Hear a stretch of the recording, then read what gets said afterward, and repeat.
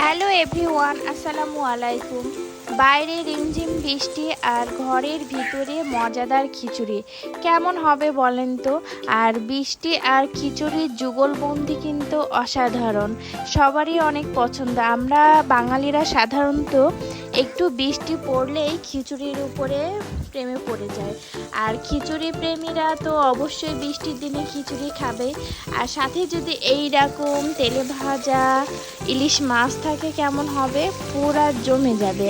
আর আজকের আয়োজন ছিল আমাদের এই খিচুড়ি আর ইলিশ মাছ ভাজা, সাথে ছিল গোটা গোটা লাল লাল শুকনো মরিচ, যেটা আমি ইলিশের মাছের তেলের সাথেই ভেজে নিয়েছি। মানে পুরো খাবারটা একদম অসাধারণ। তারপরে তো আর কি, ফাইনালি আমি খাওয়াটা শুরু করে দিলাম।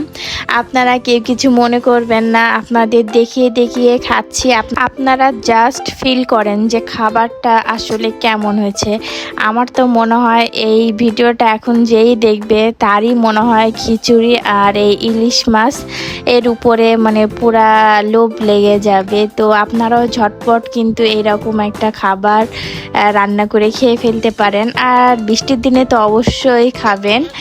আর খাবারটা কেমন লোভনীয় হয়েছে আমার হাতের এই মাখাটা দেখেই বুঝতে পাচ্ছেন।